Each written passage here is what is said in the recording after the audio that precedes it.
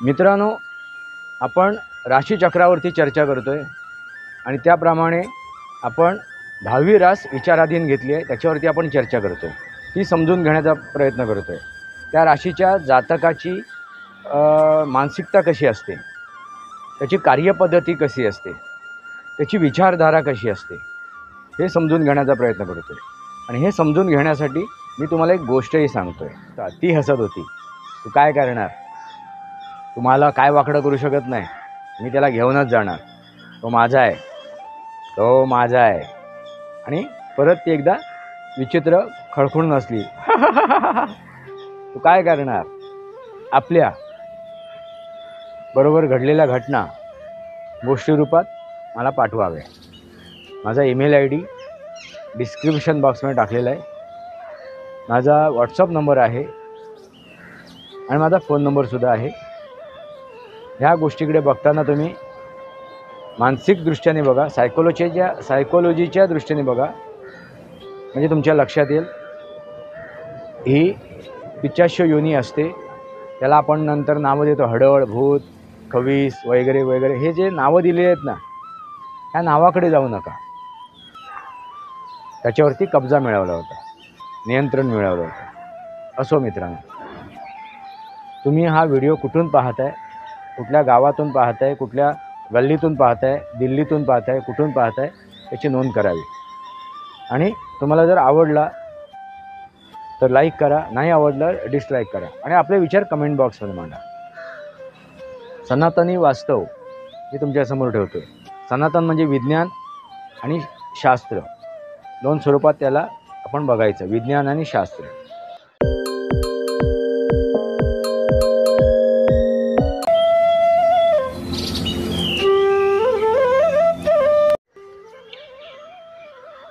नमस्कार मित्रांनो, सनातनी वास्तव या माझ्या शृंखलेमध्ये पुन्हा एकदा आपलं स्वागत। मी आपला मित्र राजेश वासंती साबाजी किळुसकर। मित्रांनो, आपण राशीचक्रावरती चर्चा करतोय आणि त्याप्रमाणे आपण 10वी रास विचाराधीन घेतली आहे, त्याच्यावरती आपण चर्चा करतोय, ती समजून घेण्याचा प्रयत्न करतोय।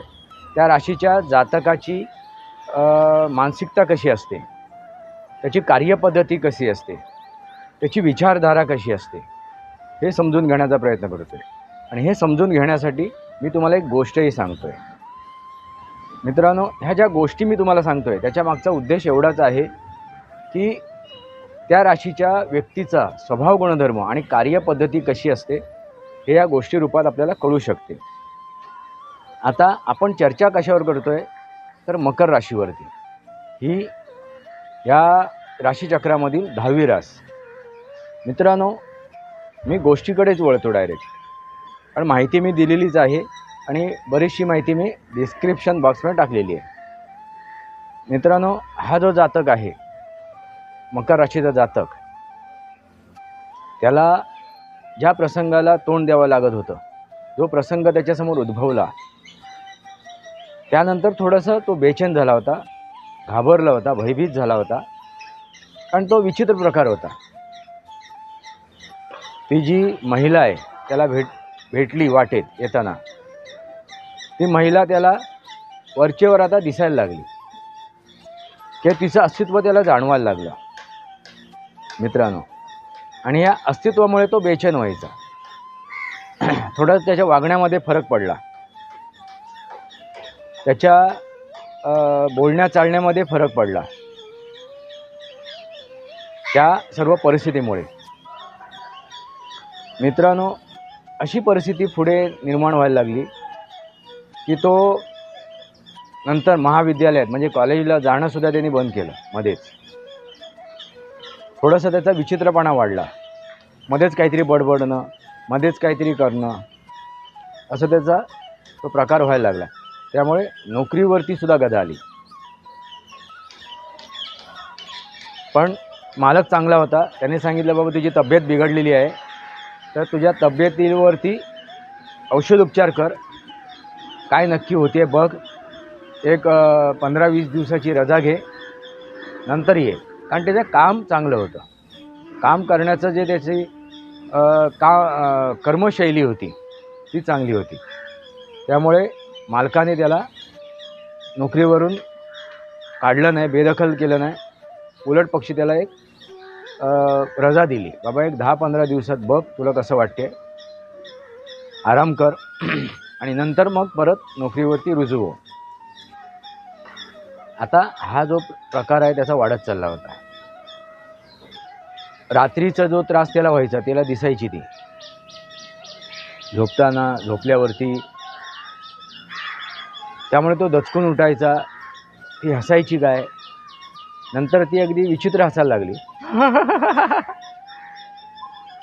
मी तुला सोडणार नाही, मी तुला सोडणार नाही, तू मला हवा आहेस, मला तुझ्याशीच लग्न करायचं आहे, तू मला हवा आहेस, मी तुला घेऊन जाणार, तू मला आवडलास, कित्येक दिवस मी तुला बघते तिथून, कधी यायचास कधी नाही यायचास त्या गल्लीत, पण मी तुझा व्यवहार बघितला, तुझे विचार बघितले, तुझं वागणं बघितलं, त्यानंतर मी तुझ्यावर भाळली आहे आणि तुझ्याशिवाय मी जगू शकत नाही, अशी ती त्याला सांगायची.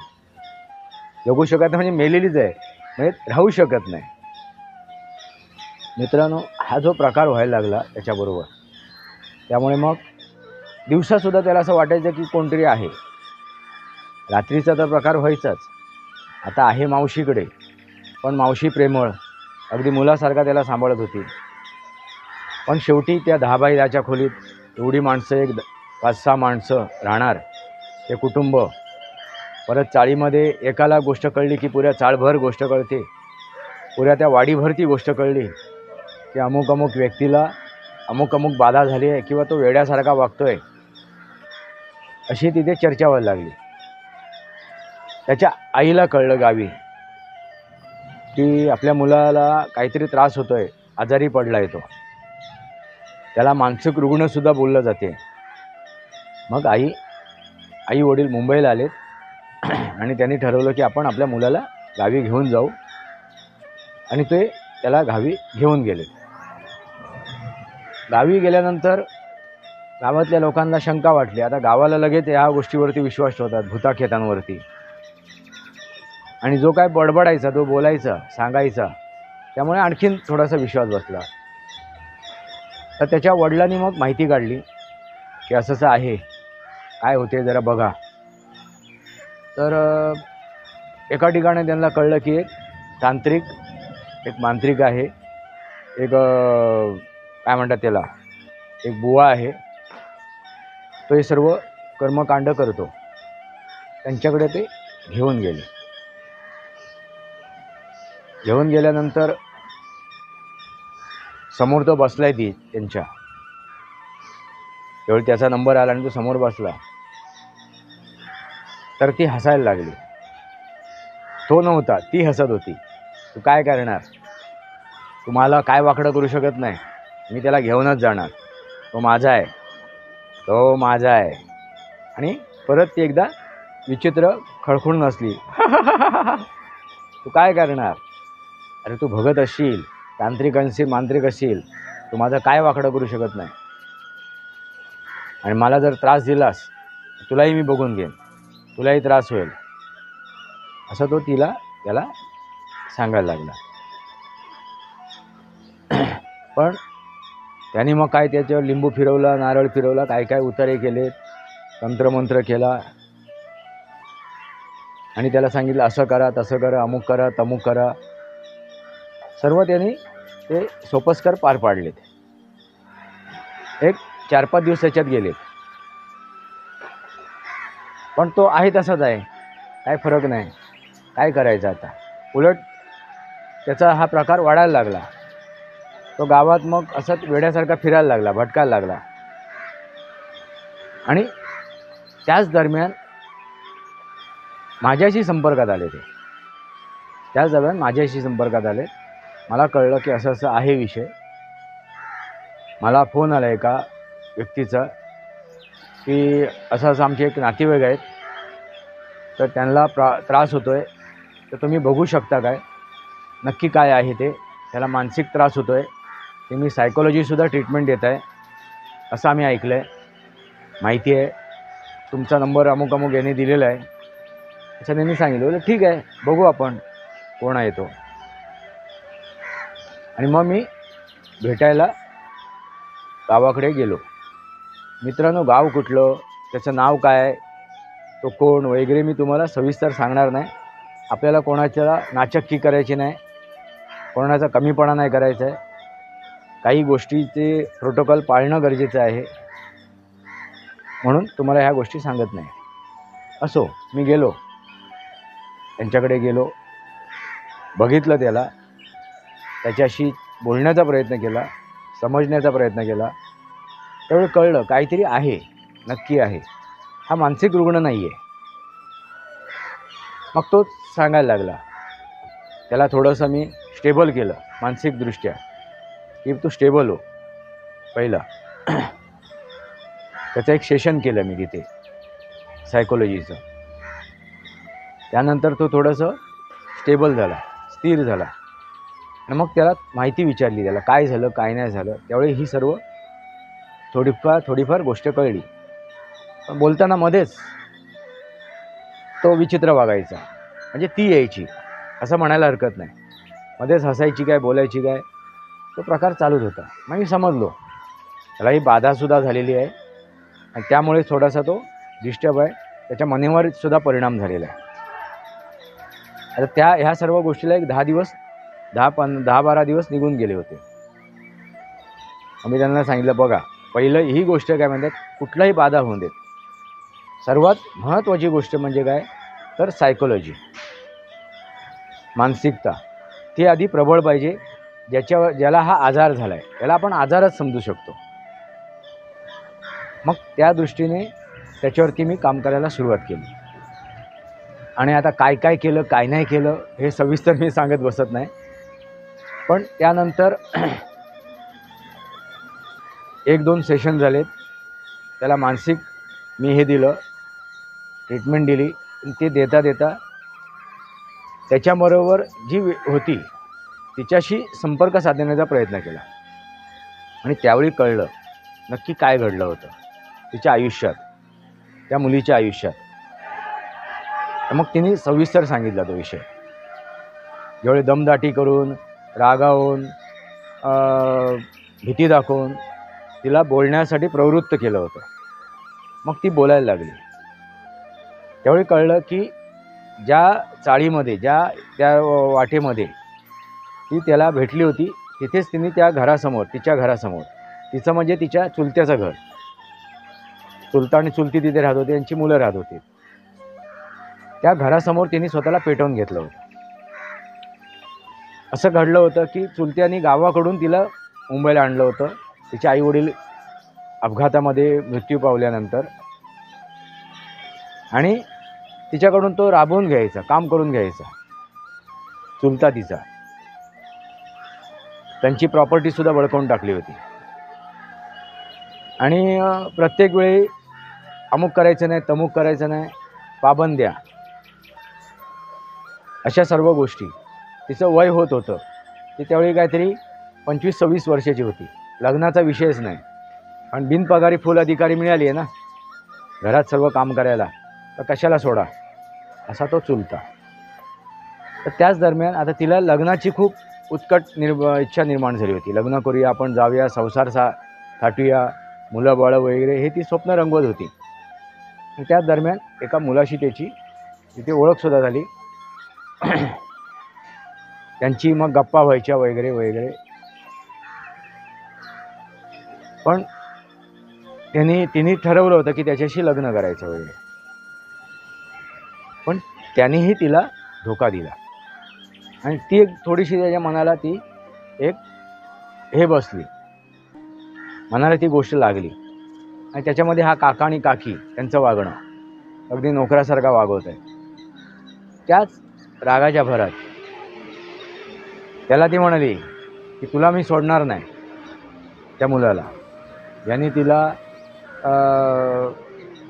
तिचा गैरफायदा घेण्याचा प्रयत्न केला. आणि काका काकींना सुद्धा तिने तसंच हे केलं, रॉकेल ओतून घेतलं आणि पेटवून घेतलं घराच्या बाहेर, त्या चाळीमध्ये, ज्या ठिकाणी ती तिथे बसली होती त्या ठिकाणी. आणि त्यातच तिचा अंत झाला. हा सर्व प्रसंग होता. मग ही सर्व माहिती कळल्यानंतर मी आता खरं आहे की नाही, ती सांगते ती गोष्ट खरी आहे का, किंवा हाच काहीतरी गोष्ट बनवून सांगतोय, हे सुद्धा समजणं गरजेचं आहे ना. किंवा एखादा प्रेतात्मा खोटंसुद्धा बोलतो, ते सुद्धा समजून घेण्याचं गरजेचं आहे. मग मी मुंबईला आल्यानंतर चौकशी केली त्या एरियात जाऊन. त्यावेळी ती घटना अगदी तिने सांगितली तशी तंतोतंत होती. आणि त्याच्यानंतर गोष्ट कळली की त्या मुलाचाही त्या मुलाचाही त्यांनी जीव घेतला, रागाच्या भरात होता. तिने आत्महत्या केल्यानंतर, म्हणजे पिशाच्य योनीमध्ये ती गेल्यानंतर आपल्या काकींचा सुद्धा बदला घेतला. बघा मित्रांनो, म्हणजे एखादा आत्मा प्रबळ झाला किंवा त्याची इच्छा अपुरी राहिली, तो जर हे झाला, काय म्हणतात त्याला, रागवलेला असेल, एखादा द्वेष करत असेल, तिरस्कार करत असेल, बदला घ्यायचा असेल, तर तो नक्की घेतो. आणि ती गोष्ट तिथे घडली होती. काका होता तिचा जिवंत, पण त्याला पॅरेलिस झाला होता. काकी गेली होती ढगात, आणि तो मुलगा सुद्धा तो रोड अपघातात गेला, कारण त्यांनी तिला फसवलं होतं. नंतर मी समजलो की ही गोष्ट तिने सांगितली ज्या प्रकारे सांगितली, कारण त्याला माहितीच नव्हती ना, तो तिकडनं कधी जायचा यायचा, त्यामुळे तिला काय ती गोष्ट माहिती पडली किंवा कोणी सांगितली असा प्रश्नच नव्हता.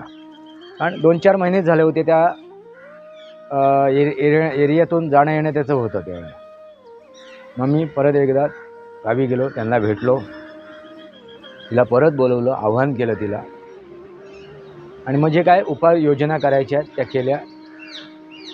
आणि तिला त्याच्या शरीरात जात नाही मित्रांनो, जी आभा असते आपल्या शरीराच्या बाहेर, त्या आभेमध्ये ती गोष्ट राहते. आपण म्हणतो शरीरात प्रवेश केला, शरीरात प्रवेश होत नाही, त्या आभेमध्ये प्रवेश होतो.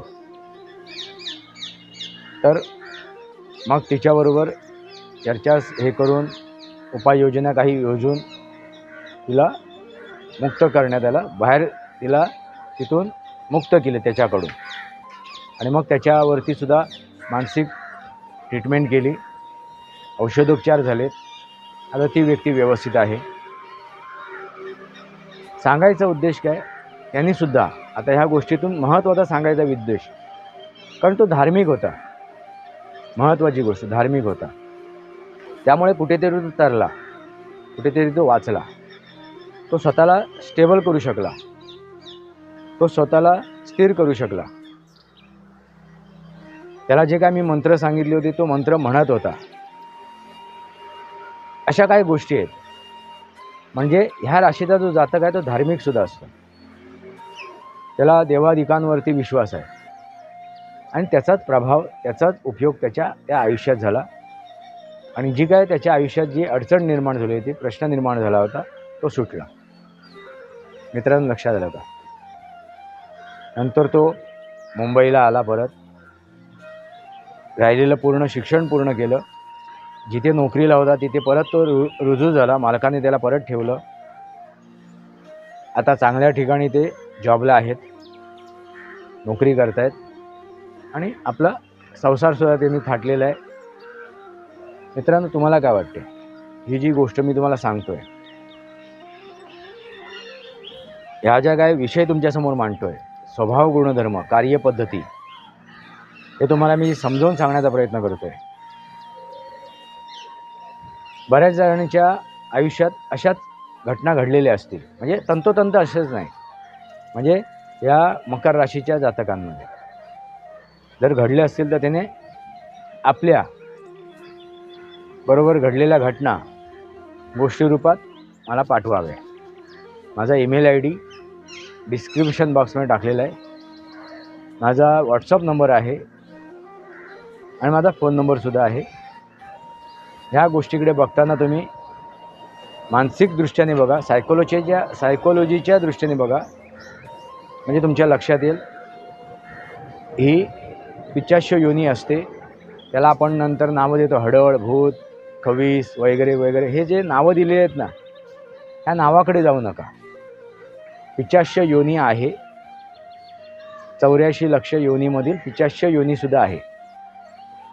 कारण एखादा व्यक्ती मृत पावला की त्याचा जो आत्मा असतो तो आत्म्यामध्ये म्हणजे त्या पिशाच्य योनीमध्ये राहतो, त्यालाच आपण ती पिशाच्य योनी म्हणतो. म्हणजे पुनर्जन्म घेण्यापूर्वी मग तो किड्यामुंगीचा असो, अगदी बॅक्टेरियाचा असो, कोणाचाही जन्म असो, तो घेण्यापूर्वी तो जो ती जी एनर्जी आहे, ती जी ऊर्जा आहे, ज्याला आपण भूत म्हणतो, आत्मा म्हणतो, तो ह्या योनीमध्ये भटकत असतो, पिशाच्य योनीमध्ये. आणि बऱ्याच वेळा असा अपघाती मृत्यू किंवा कोणाचा तरी फसवून, कोणाचं तरी नुकसान करून, नुकसान झाल्यामुळे झालेला मृत्यू असेल तर असे ते आत्मे भटकतसुद्धा असतात आणि आपला बदला घेण्याचा प्रयत्न करत असतात. त्याप्रमाणे तिनेसुद्धा बदला घेतला, पण तिची जी इच्छा अपूर्ण होती लग्न करण्याचं, विवाह करण्याचं, त्या उद्देशाने तिने त्याला हे केलं होतं, त्याच्यावरती कब्जा मिळवला होता, नियंत्रण मिळवलं होतं. असो मित्रांनो, तुम्ही हा व्हिडिओ कुठून पाहताय, कुठल्या गावातून पाहताय, कुठल्या गल्लीतून पाहताय, दिल्लीतून पाहताय, कुठून पाहताय, याची नोंद करावी. आणि तुम्हाला जर आवडला तर लाईक करा, नाही आवडलं डिसलाईक करा आणि आपले विचार कमेंट बॉक्समध्ये मांडा. सनातनी वास्तव मी तुमच्यासमोर ठेवतो आहे. सनातन म्हणजे विज्ञान आणि शास्त्र, दोन स्वरूपात त्याला आपण बघायचं, विज्ञान आणि शास्त्र. बघा, सनातनी आहात तुम्ही, प्रत्येक जीव सनातनी आहे. विचार करा आणि निर्णय घ्या. सनातनी वास्तव या माझ्या शृंखलेला सबस्क्राईब करा, बेल आयकॉन दाबा, माझे विचार पडसे लाईक करा, आपले विचार कमेंट बॉक्समध्ये मांडा. तुर्तास इतकंच. भारत माता की जय, वंदे मातरम. जय भारत, जय महाराष्ट्र, जय सनातन.